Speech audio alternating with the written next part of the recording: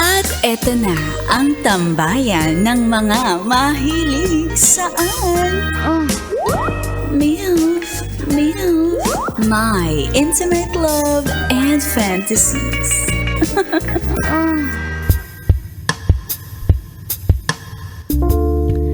Sa ating episode na pinamagatang Walang Kasing Tamis Kapag Kusang Dumaplis. May kwento ako. Lalaki ako at share ko lang ang intimate love and fantasy ko. Nangyari ito nung bagong lipat ako sa isang apartment. Maliit lang ang inuupahan ko, tahimik, walang nangungulit na landlord na bigla na lang pumapasok. Kaya yun ang aking nagustuhan. Parang meron kang issue sa dati mga apartment. Anyway, at higit sa lahat, may kapitbahay akong babae na unang tingin, alam kong magiging problema sa aking peace of mind. Bakit? Hindi dahil magulo siya. Kabaliktaran. Dahil tahimik siya. Maayos at laging nakaayos ang kasuotan kahit simpleng pambahay lang. Parang ikaw ang magulo dyan. Ako naman, bilang isang lalaki, malikot ang aking imagination. Gumawa agad ako ng sariling fantasy sa utak ko. Hindi ko alam kung anong meron sa kanya. Siguro dahil lagi kaming nagkakasalubong, sa laundry area, sa hagdan, sa tindahan. Minsan sabay pa kaming bumibili ng tubig. At dahil doon, nagsimula akong mag-isip ng kung ano-ano. Fantasy yarn!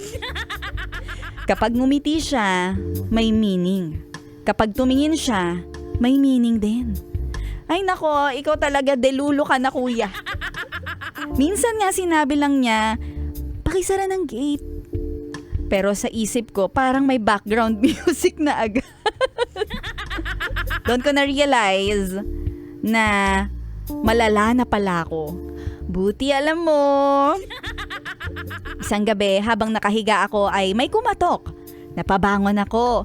Hindi ako sanay na may kumakatok ng ganong oras. At pagbukas ko, siya pala. Nakatayo sa harap ko at nakapambahay. Malamang! Nangihingi lang pala siya ng asin. Yun lang. Aray mo. Medyo napahiya ako ng konti pero dahil meron akong konting dignidad ay pinapasok ko siya at kinuha ang asin. At pag-abot ay ngumiti siya. Dahil may sakit ako na tinatawag na overthinking. Ano ka ba, hindi yan sakit? Iniisip ko na baka may something. Ay, ko talaga kuya. At hindi lang yung beses na yon at nasundan pa. Humiram siya ng charger, nagtatanong pa ng kung ano-ano, humihiram ng gunting, katok ng katok sa akin. At isang beses nagtanong kung pwede manghiram ng jacket na may hoodie. Sa isip ko, hindi na ako kapitbahay parang ako na ang leading man dito sa aking fantasy.